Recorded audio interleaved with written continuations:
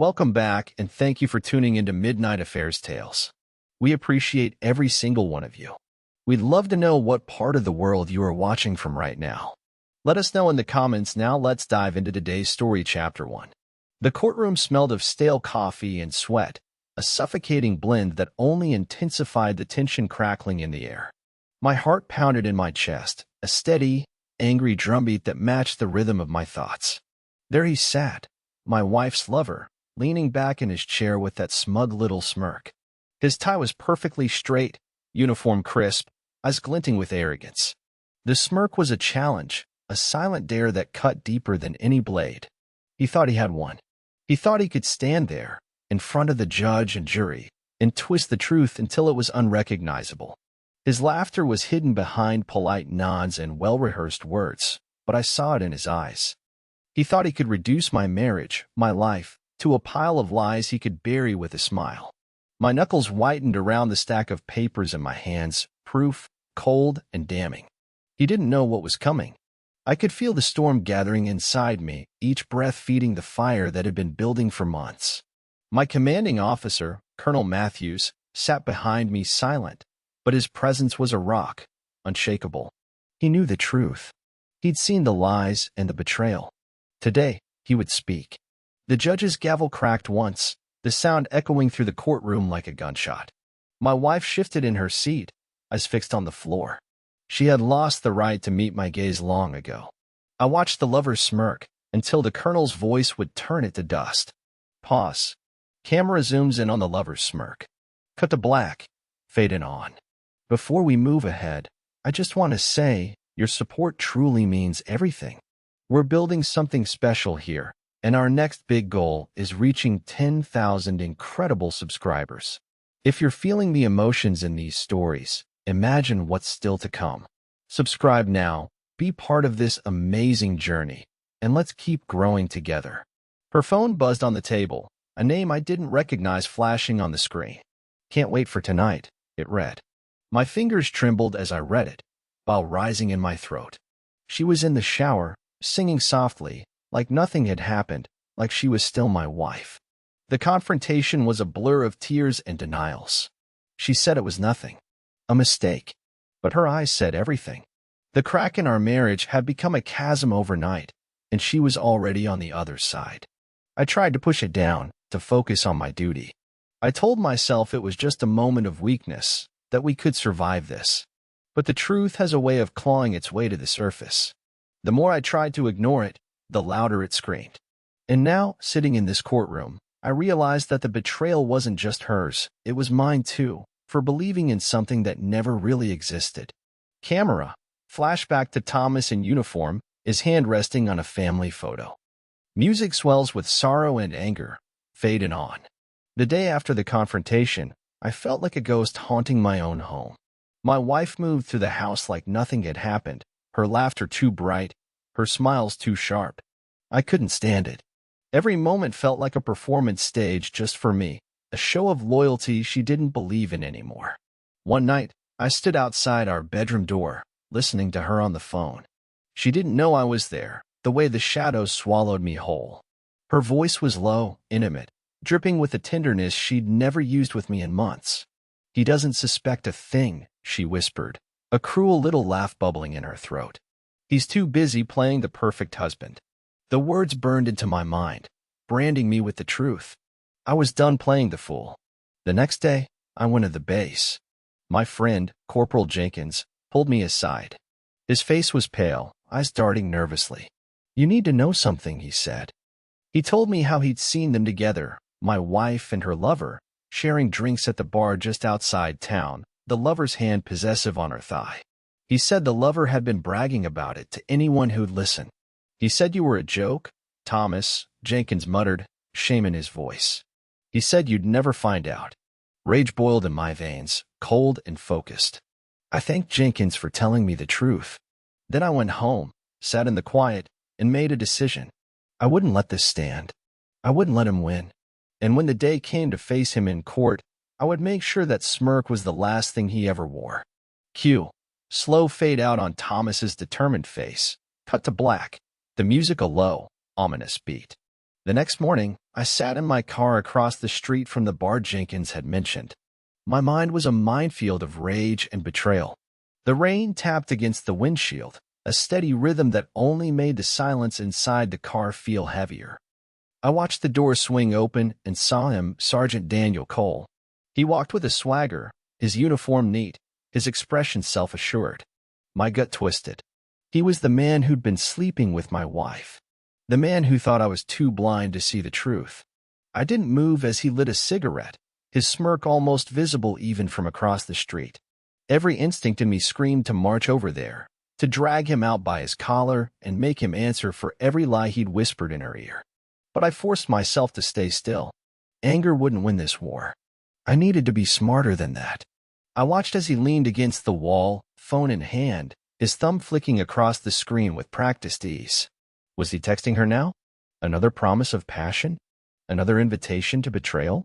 My fists clenched around the steering wheel until my knuckles burned. I let the engine idle, the soft rumble grounding me as I made a choice. I wouldn't confront him here. Not yet. I needed every detail, every crack in their story to expose in the courtroom. Let him believe he was safe a little longer. Let him keep that smirk. Back home, I found Lila in the kitchen, humming softly as she stirred her coffee. The normalcy of it made me want to scream. I took a deep breath, my voice calm but cold. "Did you see Daniel today?" She flinched, just slightly. Her eyes flickered up to mine, wide and guileless. "Daniel? No, why would I?" I didn't answer. I just watched her, let the silence stretch between us like a blade. She looked away first. That was all I needed. I turned and walked out, the weight of my decision heavy but clear. Let her think I was still in the dark. Let her think she'd won. I would wait until I could make sure her lover's smirk was the last lie he ever told. 2 nights later, the proof I needed fell right into my lap. I waited in the darkness behind the old maintenance shed near the edge of the base. The air was cold, each breath a plume of white as I crouched low, watching. My phone buzzed softly with Jenkins's text, "They're meeting tonight. Be ready." The moon was high, throwing long shadows that danced across the cracked pavement. My heart pounded as I saw them, Lila and Daniel, slip through the alley. She was bundled in her coat, but the way she leaned into him was unmistakable. His hand rested at the small of her back, possessive, entitled. They thought no one could see them here, that the darkness would shield their treachery. But I saw everything. I saw the way his hand drifted down to her waist, the way she smiled up at him with a tenderness that once belonged to me. I stepped closer, careful to keep to the shadows. Their laughter was low and intimate, cutting through the cold night air. "I can't wait for tomorrow," she whispered, her voice soft and secretive. Daniel's chuckle was low, a predator's purr. "He's so easy to fool. You've always been good at playing innocent." She giggled, the sound like nails on glass to me. "He still believes in us." It's almost pathetic. The words cut deeper than any blade. My blood ran cold, but I forced myself to stay quiet. Every word, every stolen touch, was another nail in the coffin of the life I thought I had. They kissed, slow and lingering, like they had all the time in the world. I turned away, the bile rising in my throat. My heart was stone now, my mind a steel trap. I had everything I needed. As they slipped back into the darkness, I emerged from the shadows, my phone still recording. Their whispered lies were now my truth to wield. I would not let their betrayal stay hidden in the night. I would drag it into the light and let them both burn. The next day dawned bright and cold, a cruel contrast to the darkness festering inside me. I walked into the base with a calm, focused air, but inside, every nerve felt like it was strung tight enough to snap. I found Colonel Matthews in his office, the steady rhythm of his pen scratching paper as he signed off on reports. He looked up as I entered, his piercing gaze softening slightly. "Captain Reed," he said, setting the pen aside. "What can I do for you?" I closed the door behind me, my voice steady. "Sir, I need to speak with you. Off the record." He studied me for a moment, then nodded. "Go on." I told him everything. The texts, the late-night whispers, the recordings I had gathered. His jaw tightened as I spoke, the lines around his eyes deepening. He listened without interruption, the weight of my words settling heavy in the room. When I finished, he let out a long breath. That's a serious accusation, Captain. But I've seen your record. I know your character. I believe you. I swallowed the lump in my throat. I don't want rumors, sir. I want the truth laid bare. In court, his eyes narrowed with determination. You'll have my support. This unit is built on trust. If he's been bragging about this, I'll stand with you. Relief flooded through me, mixing with the cold fire of resolve. Thank you, sir. He stood and extended his hand, his grip firm and reassuring. This isn't just about you, Thomas. It's about what we stand for. You'll have your day in court, and he'll answer for every lie. As I left his office, a weight lifted from my chest. I wasn't alone, and I knew in that moment that no matter how deep their betrayal went, I would see this through to the end. Their whispered lies were no longer secrets. They were the keys to their downfall. The days leading up to the hearing felt like walking through a minefield. Lila moved around the house with practiced normalcy, every forced smile a dagger twisting deeper in my gut. She tried to act as if nothing had changed, cooking dinner, asking about my day, like she wasn't sharing her body and soul with another man. I played along. I sat across from her at the dinner table, my face calm as I listened to her chatter about her job and the kids we'd never have. My mind was elsewhere, already in that courtroom, already watching her lover's smirk fade into panic. At night, I lay in bed, the ceiling a blank canvas for the rage simmering inside me. I remembered the way Daniel's hand had traced the curve of her back. I remembered the way she'd smiled up at him, so sure she'd never be caught. My hands fisted in the sheets, breath coming fast, but I held the storm inside. There would be a reckoning soon enough. On the morning of the hearing, I woke before dawn. The sky outside was still dark, a thin line of light just beginning to creep over the horizon.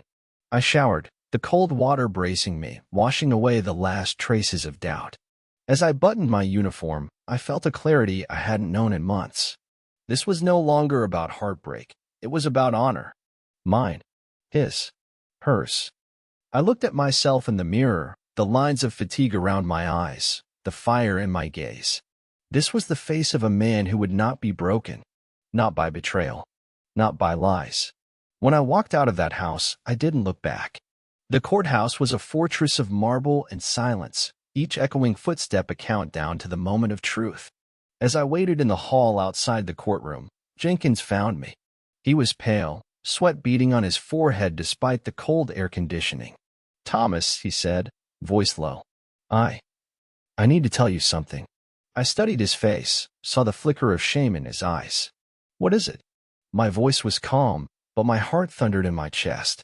He swallowed hard, glancing over his shoulder. Daniel, he didn't just brag about the affair. He told me how he planned it. Said he knew exactly how to twist the knife. He wanted to break you, Thomas. He wanted you to see what he could take from you. My stomach turned to ice. And you didn't tell me sooner? My words were soft, but they cracked like a whip. Jenkins flinched. I didn't know what to do. He said if I told anyone, he'd ruin me. I'm sorry, Thomas. I should have said something. I took a breath, steadying myself. You're telling me now. That's what matters. I placed a hand on his shoulder, my grip firm. You're going to testify.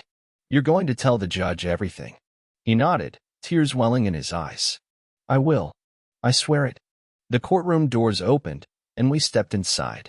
The air was thick with tension, every eye turning to watch us. As I walked to my seat, I caught Daniel's gaze. His smirk was gone, replaced by a flicker of uncertainty. Good. Let him feel the fear he thought he could bury under lies. The judge called the hearing to order, and I felt the weight of every secret, every betrayal pressing down on me. But I didn't waver. I was ready to see this through. The first words of the hearing were formal, almost sterile, as the judge called for order and the attorneys stated their cases. But beneath the polished veneer, the tension was electric. Every glance, every shuffle of paper was charged with unspoken truths. Lila sat across the room, her eyes red-rimmed but dry. She wouldn't look at me. She kept her gaze fixed on her hands, twisting the gold wedding band she no longer deserved to wear. Daniel, in his dress uniform, looked confident, too confident. He leaned back in his chair, that arrogant smirk flickering back as the first witness spoke. A dry recitation of facts about our marriage, our home. Nothing that touched the raw wound beneath the surface. Then it was Jenkins's turn. He stood, voice trembling at first, but growing stronger with every word. He bragged about it, he said, eyes locked on the judge. Said Thomas would never know. Said he'd take everything Thomas cared about, his home, his pride. Daniel shifted in his seat, jaw tightening. Lila flinched, but said nothing. The judge leaned forward. "And you're certain of this?" Jenkins nodded. "I heard it myself. Over and over." Silence fell. The weight of the truth pressed down on everyone in that room. Daniel Smirk faltered, his fingers drumming nervously on the table. He looked at me then, just for a second, and I saw it, the first crack in his armor. I met his gaze, steady and cold. I didn't need to speak. My silence was louder than any words. The judge's gavel cracked again, and the next witness was called. Piece by piece, the lies they'd built together were being dismantled.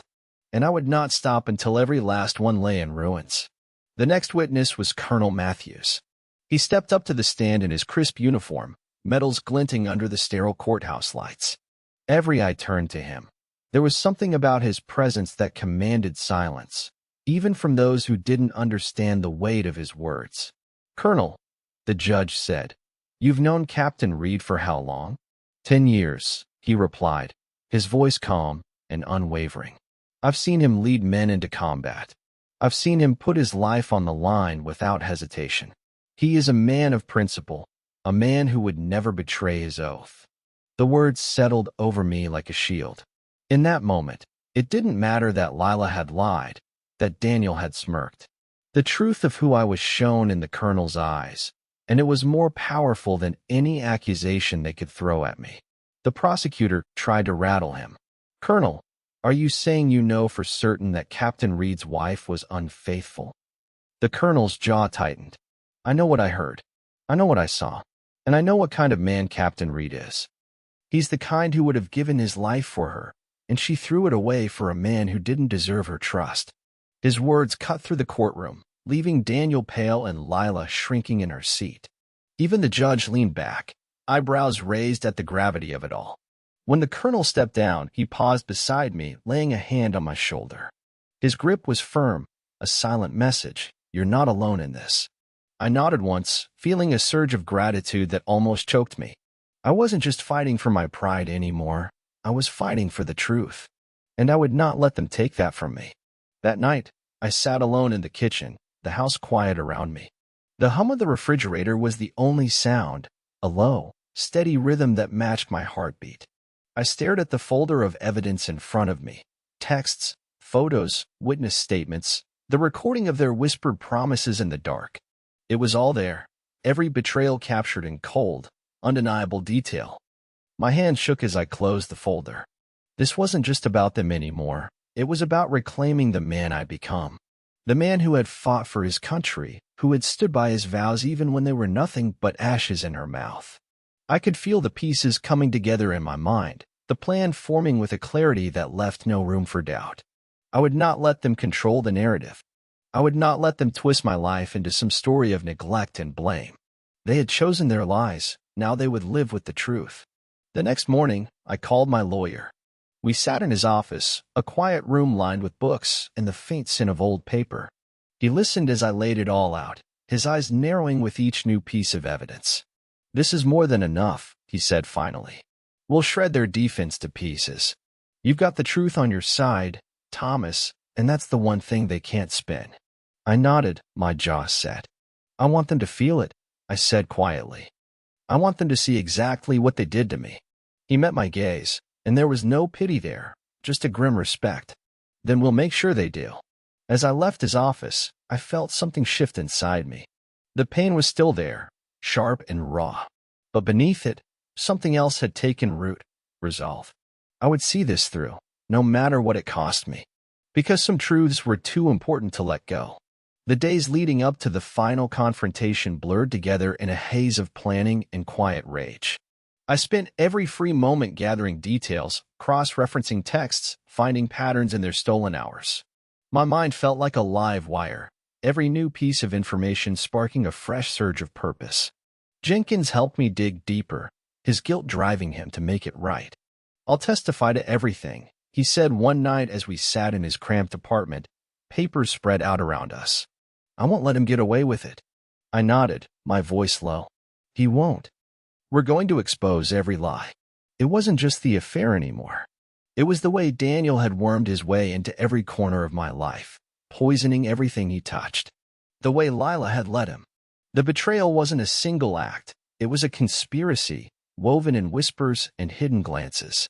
One evening, as I sorted through more evidence, I found a photo I hadn't seen before. It was of Daniel, laughing with Lila at a bar I'd never set foot in. The way she looked at him, like he was the sun, and she was helpless to orbit him, made my hands tremble. But I didn't look away. I forced myself to see it, to feel it. This was the reality I'd been blind to, and I would not flinch from it again. Late that night, I sat in the dark, the photo still in my hand. I thought of the vows I'd made, the love I'd given her without reservation, and I realized that whatever happened next, I had already taken the first step in reclaiming my life.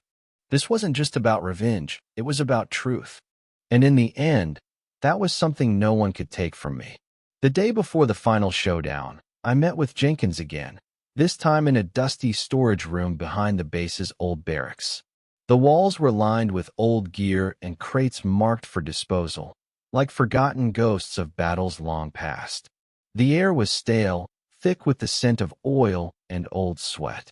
Jenkins pulled out his phone, his hand shaking just slightly. "I got this," he said, voice tight. He hit play, and the recording crackled to life. Daniel's voice, smooth and mocking, filled the room. "You think he'll ever figure it out?" Daniel's laughter was low, edged with cruelty. "He's too busy playing the perfect soldier. She's mine now, and he'll never see it coming." I clenched my fists, every muscle in my body tensing. Hearing the way Daniel spoke about me like I was nothing, lit a fire in my veins. Jenkins swallowed, eyes darting up to mine. "There's more," he said, his thumb hovering over the screen. He played the second clip. "I'm telling you, she's better off with me," Daniel said, voice dripping with arrogance. "Thomas doesn't deserve her. He doesn't even see her. But me? I see everything she is." The words twisted in my gut, but I forced myself to stay calm. I needed this. This was the nail in the coffin, the final piece of proof that would tear down every lie they'd tried to build around me. Jenkins paused the recording, his face pale. "I should have come to you sooner," he murmured.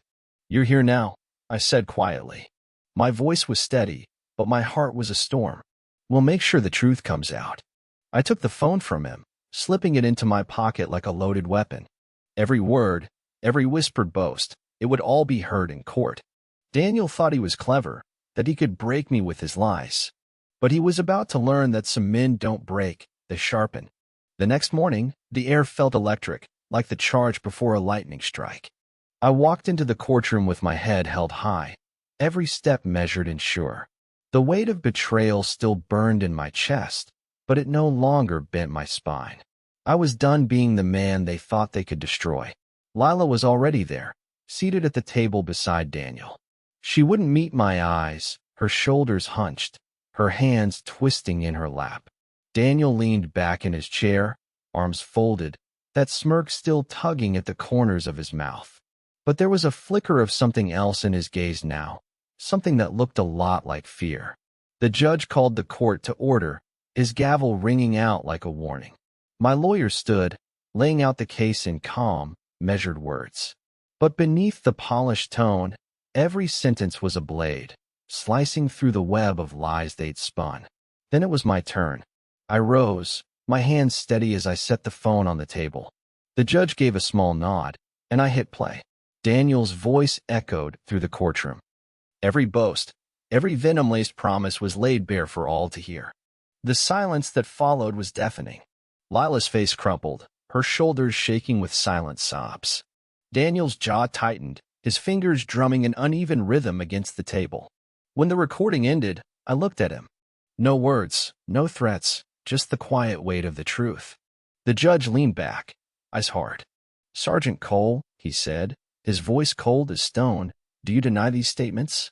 Daniel swallowed hard, his smirk gone. For the first time, he looked small, cornered, and exposed. He opened his mouth, but no sound came out. I didn't smile. There was no victory in this moment, only the quiet satisfaction of knowing the truth was finally too loud to ignore. After court recess for the day, I stepped outside into the cold winter air. The sun was low on the horizon, painting the clouds in streaks of red and gold. I took a deep breath, the chill burning in my lungs, a sharp reminder that I was still alive, still standing. Jenkins joined me, his hands shoved deep in his pockets. "You think he'll try to spin it tomorrow?" he asked, his voice low. I shook my head. "He can try, but the truth is too strong now." We stood there in silence for a moment, the weight of everything hanging between us. Finally, Jenkins spoke again. "You know, you could have walked away. You didn't have to fight this hard." I looked out at the horizon, the cold wind biting at my face. I couldn't walk away. Not from this. Not when everything I built, everything I believed in, was on the line. He nodded, understanding in his eyes. "You're a better man than he'll ever be, Thomas. Don't forget that." As he walked away, I felt a flicker of something I hadn't felt in a long time, peace. It was small, fragile, but it was real. I knew the battle wasn't over. Tomorrow, Daniel would try to twist the story one last time, to claw back the control he'd always held so tight. But I was ready for him. I turned back to the courthouse, the weight of the day settling on my shoulders. I knew the truth. And tomorrow, I would make sure everyone else knew it too. The morning of the final showdown dawned cold and gray, the sky heavy with clouds that threatened snow. I dressed in silence, the weight of what was about to happen pressing down on me like armor. My uniform felt tighter than usual, the fabric stiff against my skin. But as I looked at my reflection, I didn't see a man beaten down by betrayal. I saw a soldier ready to face his final battle. I arrived at the courthouse early. The building loomed above me, its marble steps glistening with a thin sheen of frost. Inside, the air was charged with anticipation. Lila sat at the table, her eyes red, mascara smudged from tears she no longer tried to hide. Daniel sat beside her, his shoulders tense, that smirk from before nowhere to be seen. As the judge entered, the courtroom fell into a hush. Every eye turned to me as I rose to speak. My lawyer gave a small nod, a silent promise that he was with me every step of the way. I took a deep breath, feeling the weight of every lie, every whispered betrayal, settle in my chest. And then I began. "I loved her," I said, my voice low but clear. "I gave her everything, my heart, my trust, my future. And she chose to give it to him." Lila's shoulders shook with silent sobs, but I didn't waver. I looked at Daniel, the man who thought he could steal everything from me. "You thought you could hide in the shadows," I said, my voice cold as steel. "But the truth doesn't hide. It burns." The judge's gaze was steady as I laid out every piece of evidence, every text, every recording. The silence was absolute as each word dropped like a hammer, shattering the lies they'd built together. When I was done, I sat down, my breath steady. I'd spoken my truth. Now it was time for them to face theirs. Daniel took the stand next, his confident swagger replaced by a forced calm. His hands fidgeted on the table, the practiced charm in his smile brittle and strained. The judge's eyes bored into him, unblinking, as he cleared his throat and began.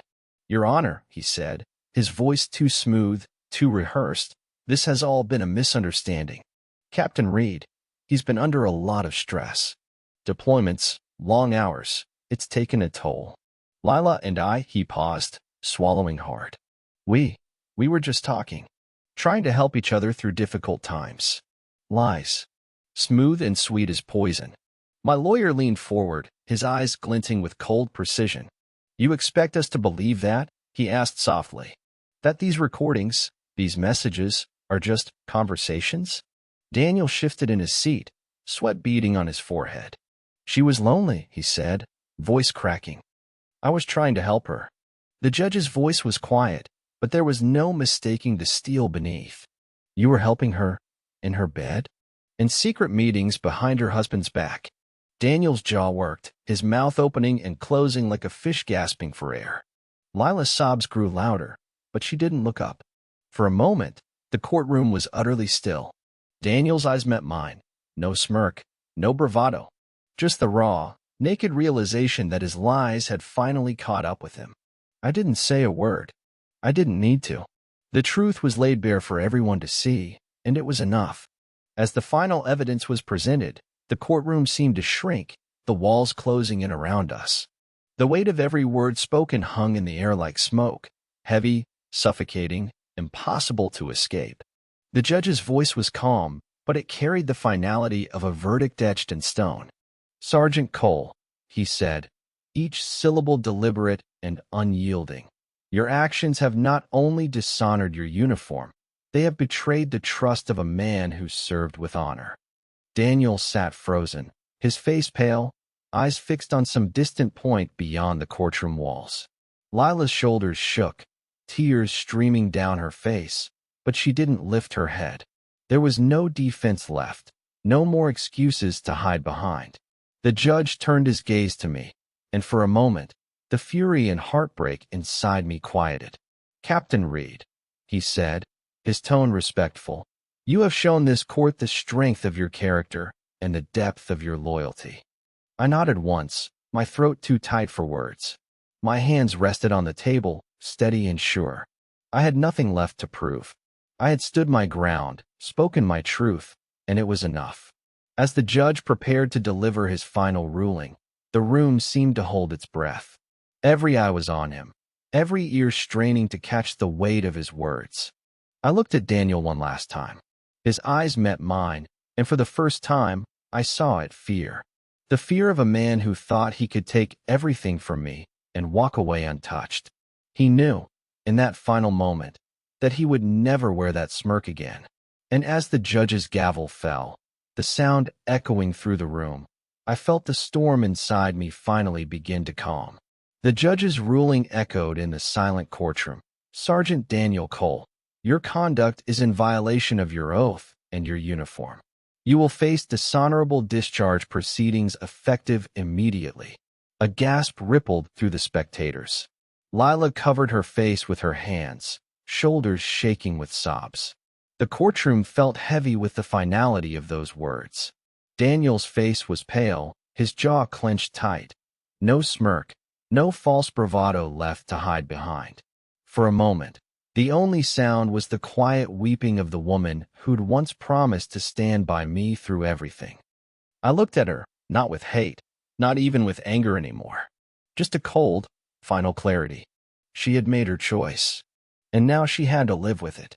The judge turned to her, his voice gentle but firm. "Lila Reed," he said, "you may not wear the uniform, but your betrayal has brought shame to this courtroom. You will face the consequences in your personal life, divorce, separation, and the judgment of those you lied to." She lowered her hands, her eyes red and swollen, mascara streaking down her cheeks. "Thomas," she whispered, her voice breaking. "Please." I didn't mean for this. I met her gaze, my voice calm and steady. "You did what you wanted, Lila. Now you'll live with it." She closed her eyes, tears streaming down her face. There was nothing left to say. The truth was out, and no apology would ever erase it. The judge's gavel fell one last time, a final punctuation mark in a story I never asked to be a part of. And as it echoed through the room, I felt the last chains of her lies slip from my shoulders. After the hearing, I stepped outside into the cold winter air. The sky was a washed-out gray, but it felt brighter than it had in months. I closed my eyes for a moment, breathing in the sharp scent of snow and pine, feeling the weight lift from my chest. Jenkins walked up beside me, his hands in his pockets, his expression solemn. "You did it, Thomas," he said quietly. "You showed them who you really are."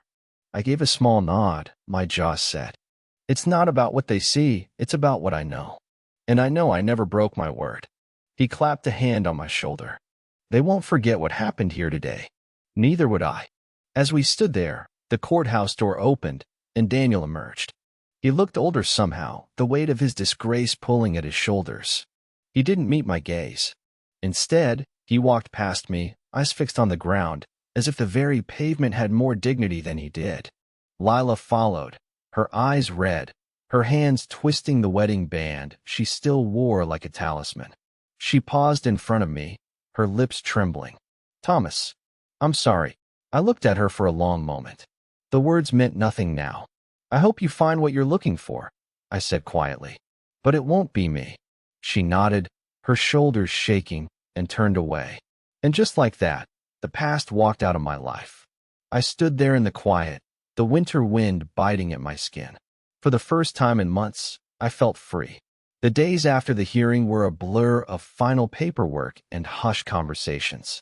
I signed the divorce papers without ceremony, my signature clean and unhesitating. There was no sadness in it, just a quiet relief, a final step into a future I hadn't dared to imagine. Word spread quickly through the base. Some offered quiet nods of respect when I passed. Others said nothing, but I saw the understanding in their eyes. In a world where loyalty and honor meant everything, betrayal was the one thing no one could forgive. I spent long hours in the gym, sweat washing away the last traces of her touch. Every rep, every breath was a reminder that I was stronger than the lies she tried to bury me under. My commanding officer stopped by one day, his gaze steady as he watched me. "You've come through this with your head held high, Captain," he said. I met his gaze. "Because that's the only way to come through it, sir." When I went home that night, the house was quiet. Empty rooms echoed with memories of a life that no longer belonged to me. I boxed up the photos, the trinkets of our life together, and set them aside. I didn't need them anymore. They were just pieces of a past that had lost its meaning.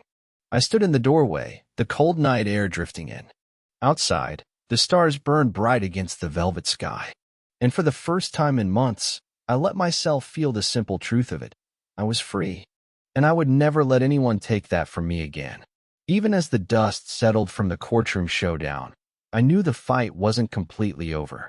The relief of the verdict lingered like a warm ember in my chest, but there were still loose threads, whispers I couldn't ignore. One evening, Jenkins approached me outside the mess hall, his expression troubled.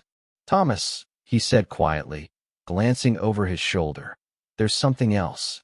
Something I didn't tell you before." I frowned, my pulse quickening. "What is it?" He hesitated, his voice dropping even lower. "There were rumors. Some of the guys said Daniel wasn't working alone, that someone else was feeding him information about you, about your schedule, your vulnerabilities." My stomach tightened. "Who?" I demanded, my voice sharp. Jenkins shook his head. "I don't know. But if that's true, this goes deeper than just an affair. It was a setup." The words hung in the air like a dark cloud, the weight of them pressing down on me. Betrayal was one thing, being targeted was another. My mind raced, pieces of the past few months clicking into place in ways I hadn't seen before. The carefully timed rumors. The convenient way Daniel always seemed to know when I'd be gone. I clenched my fists, my jaw tightening. "I'm not done yet," I said quietly. "If there's another traitor, I'll find them. And I'll make sure they face the same reckoning." Jenkins nodded, a flicker of relief in his eyes. "I've got your back, Thomas. Whatever you need." As I walked back to my quarters, the winter wind bit at my face, but I barely felt it. My mind was already turning, already working through the shadows. I had exposed the affair. Now it was time to expose the conspiracy behind it. I couldn't sleep that night. My thoughts churned in the darkness, each breath a reminder that the battle wasn't over. So I did what I'd always done when the world threatened to bury me. I got to work. I started with the logs from my deployments. Every mission, every rotation, I traced them against the nights Lila had been alone. Patterns emerged in the chaos, times when Daniel should have been nowhere near her, but somehow always was. In the cold glow of my laptop, I saw it, the fingerprints of someone who'd been feeding him information from the inside. The next day, I met with Colonel Matthews. I laid it out for him, each thread of the web Daniel had woven with someone else's help. The colonel's face was a mask of stone, but I saw the flicker of fury in his eyes. "This is serious, Captain," he said, his voice low. "If someone inside this unit betrayed operational details, that's not just personal. That's a breach of security." "I know," I said. My voice was calm, but inside I burned. "I'm not backing down." He nodded, his expression hardening. "Then neither am I. I'll have the logs reviewed. If there's another traitor, we'll find them." As I walked out of his office, I felt a surge of resolve. This wasn't just about my marriage anymore. It was about the principles I'd sworn to uphold. Honor, loyalty, truth. And I would fight for them, no matter how deep the betrayal ran. The next week was a blur of quiet investigation and simmering rage. Jenkins and I spent every spare moment reviewing duty rosters, cross-checking every whisper of gossip. Each new clue was another piece of the puzzle, each shadow another place to shine a light. And slowly, the truth began to reveal itself. It was a name I hadn't expected, a man I'd once trusted, a soldier who'd shared meals with me in the mess hall, who'd laughed at my jokes and offered a handshake whenever I came back from deployment. Private Lewis. He'd been in the background all this time, watching and listening, feeding Daniel the details he needed to make his move. Jenkins found the final piece, a series of encrypted messages Lewis had tried to delete, but not well enough. They were damning, a betrayal written in digital ink. I confronted him in the back lot behind the barracks, the cold wind swirling around us. His eyes widened as I approached, and for a moment he tried to smile, but there was no warmth in it. "Thomas," he began, his voice shaking. "I can explain." "No," I said, my voice low and cold. "No more lies." He swallowed hard, sweat beading on his forehead. "Daniel, he promised me a promotion. Said if I helped him, he'd make sure I got noticed. I didn't think it would go this far." I shook my head, disgust rising in my throat. "You didn't think? You put lives at risk. You betrayed your brothers in arms." "I'm sorry," he whispered, but it was too late for apologies. The truth was out, and it would not be buried again. As I walked away, I felt the weight of it all settle into something solid. I had faced betrayal from the one I loved most. I had faced betrayal from those I thought were my brothers. But through it all, I had never betrayed myself. And that was something they could never take from me. The following day, we were back in court. Daniel sat stiffly, his eyes flickering nervously around the room. Gone was the smirk that once defined him. His shoulders hunched under the weight of the accusations. No more defiance, no more bravado. Only the cold realization that the walls he'd built with lies were crumbling around him. The judge's voice was calm, but each word cut like a blade. "Sergeant Daniel Cole, your conduct is a stain on the uniform you once wore with pride. Your betrayal of a brother in arms will not go unanswered." Daniel swallowed hard, his Adam's apple bobbing as he struggled for words. "Your Honor, I made mistakes. I know that now, but I never meant to hurt anyone. Intentions do not excuse your actions," the judge said, his voice cold as winter steel. "Your dishonorable discharge is effective immediately. You will also face the legal consequences of your conduct."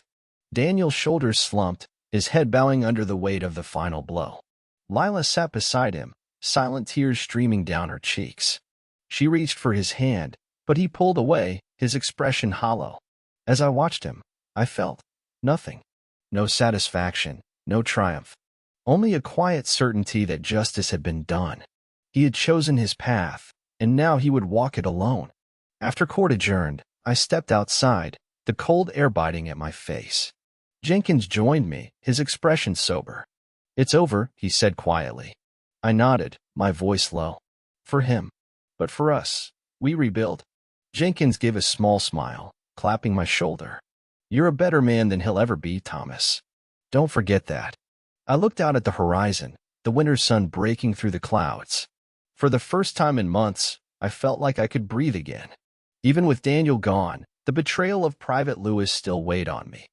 The idea that someone I'd trusted could sell me out for a promise of promotion, it was a bitter pill to swallow. Colonel Matthews called me into his office the next morning. The weight of the past weeks was etched into his features, but his voice was steady. "Thomas," he said, "we've reviewed everything. Lewis's betrayal goes beyond personal. It endangered operational security. The investigation is expanding." I nodded, my jaw set. He betrayed more than just me. He betrayed the trust of everyone who wears this uniform. The colonel's eyes met mine, firm and resolute. "You've shown incredible restraint through all of this. But I want you to know this ends here. We'll root out every last thread of this betrayal. I promise you that." "Thank you, sir," I said quietly. As I walked out of his office, I felt a strange sense of closure settling over me. The anger was still there, a cold ember in my chest, but it no longer ruled me. I had faced the darkness, and I had not let it consume me. That evening, Jenkins and I sat in the barracks, the quiet hum of the bass a comforting backdrop to our conversation. "You ever wonder why he did it?" Jenkins asked. I shrugged, the memory of Lewis's hollow eyes still fresh in my mind. Some people will sell their soul for a taste of power, but in the end, they're the ones who have to live with it. Jenkins nodded, a flicker of respect in his eyes. "And you? You're still standing." I met his gaze, my voice steady. "Because the truth matters more than anything, and I'll never stop fighting for it." The days that followed were quiet, but the echoes of what had happened lingered in every corner of my life. I went home one last time to gather the remnants of a life I no longer wanted.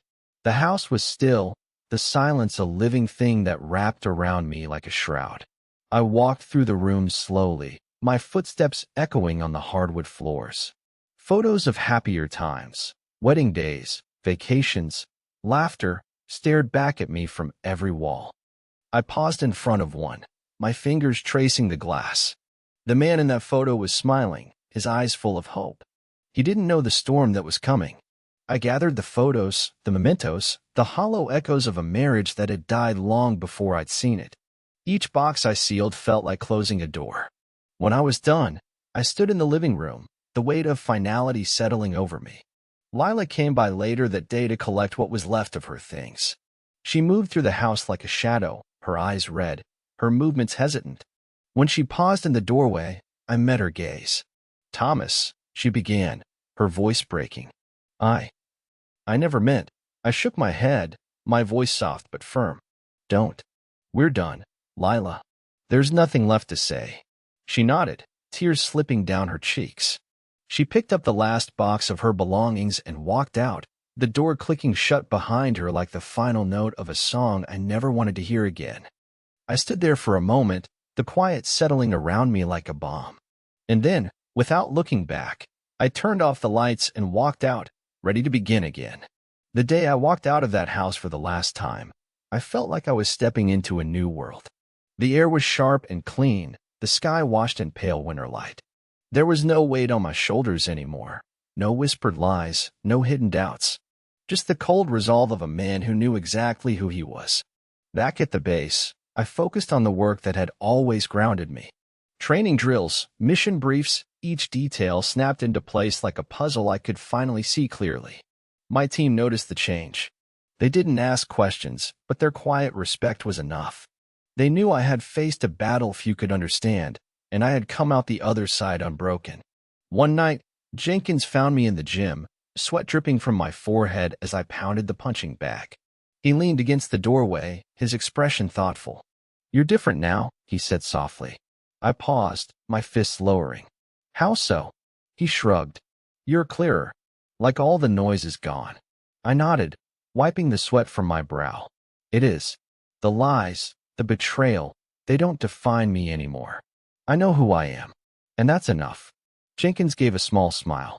"You're stronger than most men I know, Thomas. Don't let anyone tell you otherwise." As he walked away, I turned back to the bag, my fist striking the leather with renewed purpose. Each blow was a promise to myself. I would never let anyone take my worth from me again. Not a lover, not a friend, not a brother in arms who turned his back. The only weight I carried now was my own, and it was a weight I could bear. Weeks passed. The quiet settled into something almost peaceful, a life stripped of illusions, but not of purpose. I threw myself into my work, into the camaraderie of my team, the sense of brotherhood that had always been real even when everything else had felt like a lie. One cold evening, I stood outside the barracks, the sky above me a canvas of stars. I breathed deep, the cold air filling my lungs, and let the quiet wash over me. It felt like a moment of grace, a flicker of hope in the darkness. I didn't know what the future held, but for the first time, I didn't need to. The past was done. The lies had been exposed, the truth laid bare. And in the wreckage of what had been, I found something I hadn't expected: freedom. Jenkins joined me, his hands in his pockets, his breath misting in the cold. You ever think about what comes next? He asked quietly. I looked up at the stars, their light steady and sure. I think I'm finally ready to find out. He nodded, a small smile playing at the corners of his mouth. Whatever it is, Thomas, you'll face it head on. You always have. I nodded, the quiet surety of his words settling into my bones. I didn't know what was waiting out there for me, but I knew this. I would face it as I always had. Eyes open, shoulders squared, heart unafraid. The next morning, the sun rose over the base, bright and cold. I stood at the edge of the parade ground, the frost crunching under my boots. The sound of morning drills echoed across the field, a rhythm that had always felt like home. Colonel Matthews approached, his face set in its usual calm. Captain Reed, he said, his voice measured. I've read the final reports. Everything's in order. You've done this unit proud. Thank you, sir, I said, my voice steady. He studied me for a moment, his gaze sharp but approving. It takes a certain kind of man to face betrayal and stand taller for it. You're that man, Thomas. I held his gaze, my shoulders straight. I'll keep earning that, sir. He nodded once, then turned to walk across the field, his stride confident. I watched him go, the quiet pride in his words like a steady pulse in my chest. As I turned back to the drills, the air felt clearer, the sky brighter. The chapter of lies and betrayal had ended, but the story of my life was far from over. There were still missions to complete, challenges to face, and maybe, someday, someone worth opening my heart to again. For now, though, I was content to stand in the winter sun, my breath a cloud in the cold air. I was alive. I was unbroken, and that was victory enough. As winter began to thaw into spring, the base took on a new rhythm. Morning drills were sharper, the air crisp with a bite of coming change. But even as the world around me moved forward, I felt the quiet echoes of what I'd survived still inside me. I started to let myself breathe again, not in the rushed gasps of survival, but slow, deliberate breaths that felt like claiming my own skin. I spent more time outside the barracks, walking the perimeter trail at dusk when the sun dipped low and bathed the world in gold. Each step felt like another piece of me coming back to life. One evening, as the last light slipped away, Jenkins found me leaning against the fence, watching the horizon. You've been quiet lately, he said, his tone easy, but his eyes searching. I shrugged, a small smile touching my lips. Sometimes silence is the best way to hear what's real. He nodded, leaning beside me. You know, you've always been the guy people looked up to, even when it felt like you were the last to know it. I turned to look at him, the honesty in his voice cutting through the twilight. Maybe I'm finally ready to believe it, I said softly. For a moment, neither of us spoke. The world around us was hushed, the sky deepening to indigo, the first stars winking into view. It felt like a promise, one I was just starting to understand. I'm glad you didn't let them break you, Jenkins said finally. They tried, I admitted. But the truth is, they only broke the lies. And I'm done living in lies. He grinned, clapping my shoulder with a quiet pride. That's the man we all saw, even if you didn't yet. As he walked away, I turned back to the horizon, the darkness a canvas for whatever was to come. I wasn't sure what lay ahead, but I knew this. I was done surviving. Now, I was ready to start living. A few weeks later, as the world outside bloomed with new life, I found myself standing at the threshold of something unexpected. The door to my quarters swung open, and there she was, Emily, Lila's old friend. She'd always been kind, her eyes quick to laughter, her words gentle. But today, her expression was cautious, guarded. Emily, I said, my voice careful. What brings you here? She stepped inside, her hands twisting nervously. I heard what happened. Lila's gone. Daniel too. And I wanted to see how you were holding up. I studied her face, the sincerity in her eyes. I'm all right, I said finally. Better than I thought I'd be. She nodded, her shoulders relaxing just a little. I always thought, you deserved better than what they gave you. The words surprised me, a warmth blooming in my chest I hadn't expected. Thank you, I said quietly. That means more than you know. We sat down, the silence between us not awkward but comfortable. Emily spoke softly of the past, of how she'd seen the cracks in my marriage long before I had. I didn't want to interfere, she said, her voice a soft confession. But I hated watching you hurt. I met her gaze, something like gratitude flickering in my chest. You don't owe me explanations, Emily. But I'm glad you're here now. She smiled, a small, genuine curve of her lips that felt like a balm to old wounds. I'm glad too. As we talked into the evening, I felt something shift. The shadows of betrayal still lingered, but there was light here, too, a glimmer of connection that felt honest and real. For the first time in a long while, I let myself believe that maybe, just maybe, there was something worth hoping for again. A week later, as I was packing up my gear for a training exercise, Colonel Matthews called me into his office. His expression was grave, his eyes pinning me in place the moment I stepped inside. Captain Reed, he said, his voice like the crack of ice. I need to tell you something. I stood straight, my pulse quickening. What is it, sir? He took a breath, steepling his fingers. The investigation into Private Lewis. It uncovered more than we expected. It wasn't just Daniel and Lila conspiring against you. There was another player, someone higher up. The word sent a chill through me. Who? I asked, my voice low, deadly calm. He hesitated, then spoke a name I'd never expected, Major Callahan. A man I'd looked up to. A mentor who'd guided me through the early days of my career. He's been working with Daniel, the colonel said quietly, feeding him information, pushing him to go after you. I felt my world tilt on its axis, the betrayal cutting deeper than anything Lila had ever done. Why? I asked, my voice tight. Jealousy, the colonel said simply. You're a soldier with integrity. He saw that as a threat. He thought if he could break you, he'd rise higher. I clenched my fists, the weight of it all settling in my gut. But I didn't let it show. What now? The colonel's eyes hardened. Now we bring him down, Captain. You've come this far. Don't stop now. I nodded once, my mind already working. The battle I thought was over had only just begun. But this time, I wasn't fighting for the past. I was fighting for the truth that still had the power to set me free.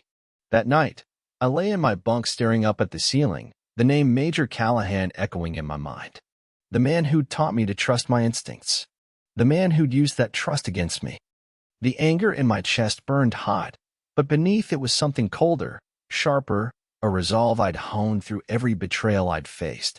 I met with Jenkins the next day in a quiet corner of the base, the weight of what I had to share pressing down on me. Callahan was behind it, I said, my voice low, every word deliberate. He's the one who pulled the strings. Jenkins's eyes widened. Jesus, Thomas, that's big. You sure? I'm sure, I said, my jaw set.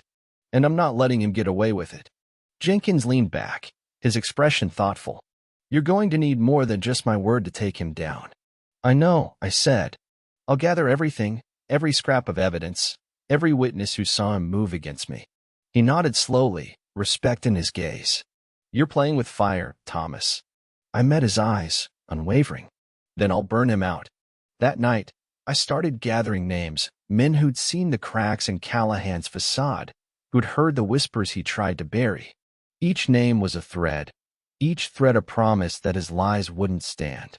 The betrayal had gone deeper than I'd ever imagined. But so had my resolve.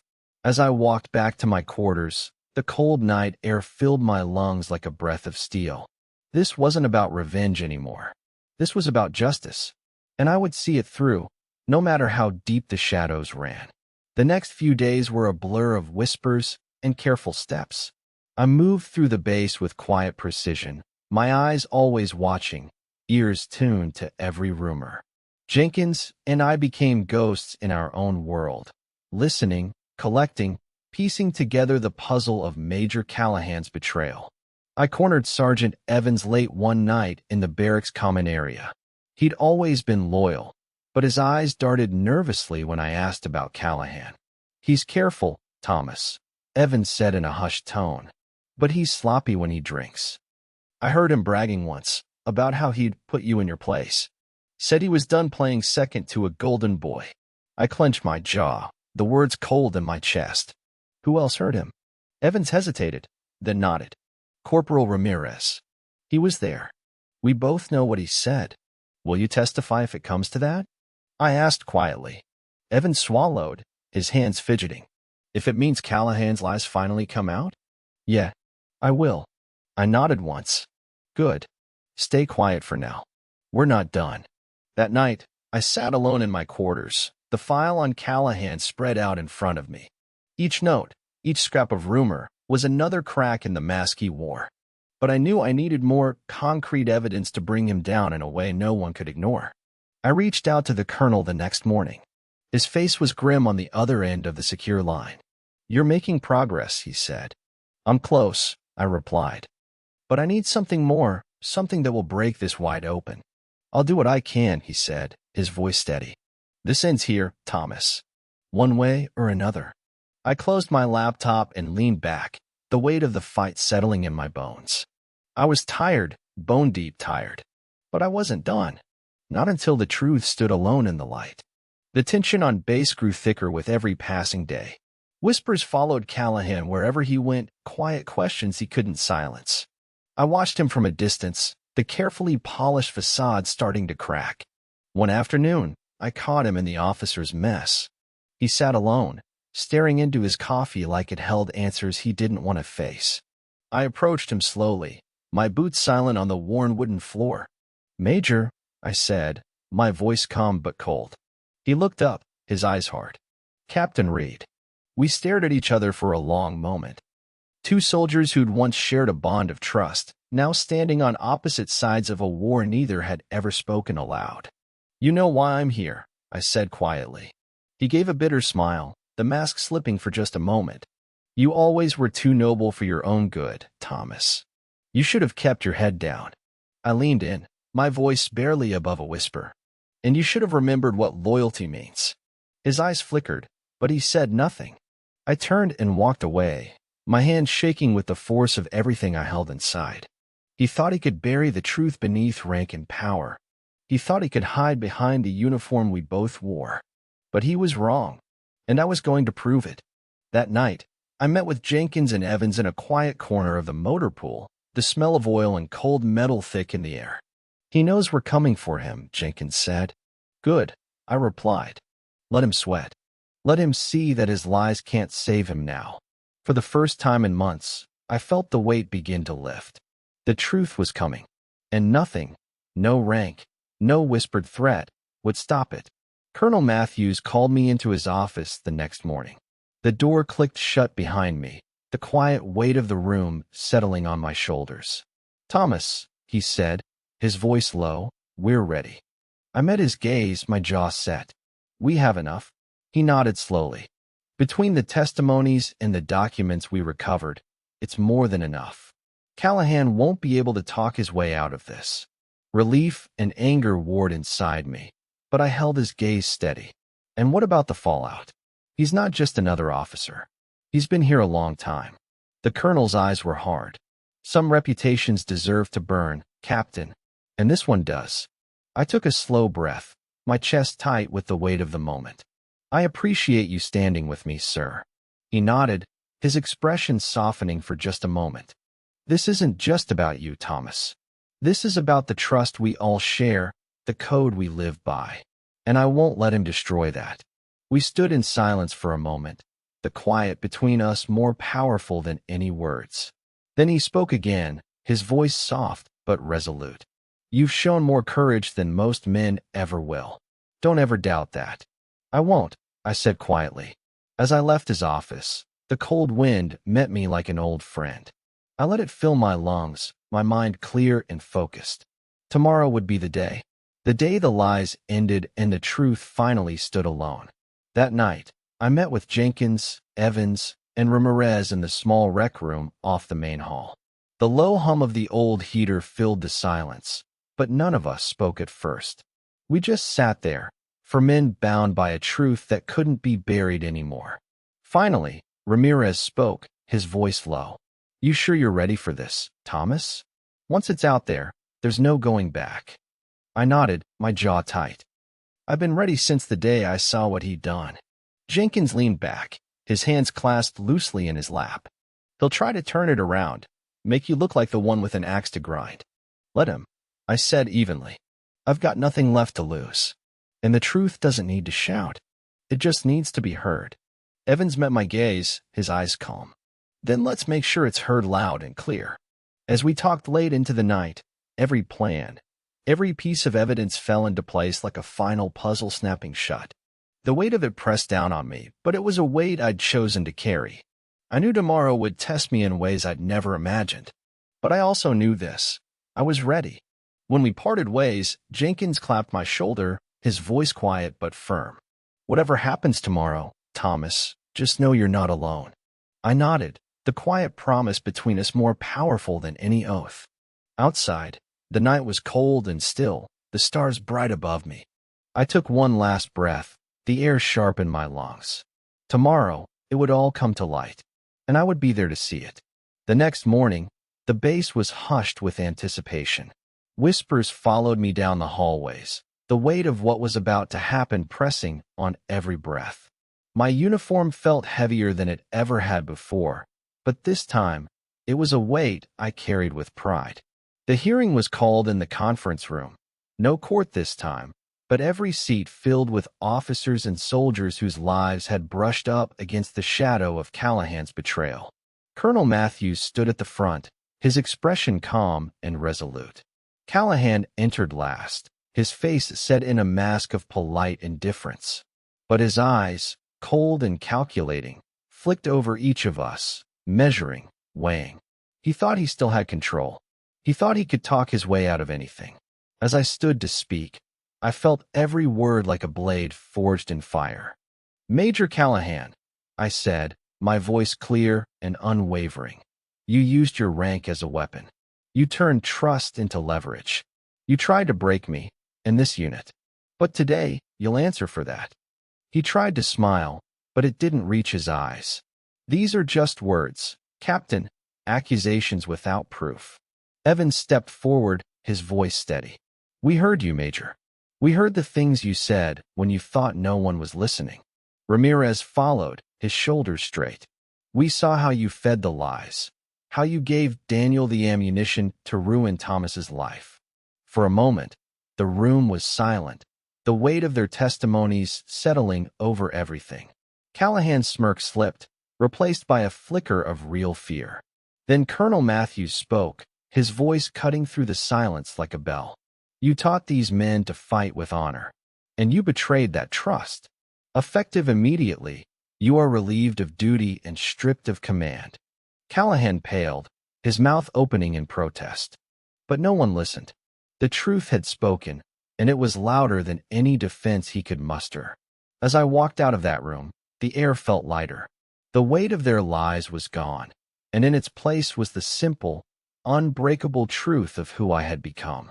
The next evening, I stood outside alone, the sunset painting the sky in streaks of gold and crimson. The cold air bit at my skin, but I welcomed it. Proof that I was alive, that I was free. Jenkins joined me quietly, his presence a comforting shadow. You did it, he said softly. You didn't just survive, Thomas. You stood up to it all, and you're still here. I nodded, the truth of it settling in my chest like a steady heartbeat. They tried to take everything from me, but all they did was show me what really matters. He smiled, a flicker of pride in his eyes. What's next for you? I looked out at the horizon, the future stretching out like an open road. I don't know, but for the first time, I'm not afraid to find out. As he walked away, I let the quiet settle around me. I thought of everything I had lost, everything I had gained. The love I'd once thought was real, the betrayal that had tried to break me, and the strength I'd found in the ashes of it all. And as the sun dipped below the horizon, I asked the question that had burned in my soul since the first crack of betrayal split my world apart. When everything you thought you knew turns out to be a lie, what do you hold on to keep from losing yourself? I'd love to hear your answer. Drop it in the comments below. And if you felt even a fraction of this story's power, like, subscribe, and share it with someone who needs to hear it. Because stories like this, they're not just stories. They're reminders that no matter how deep the betrayal runs, The truth will always find its way home. Where are you watching from? Let me know in the comments. I want to know where this story found you tonight.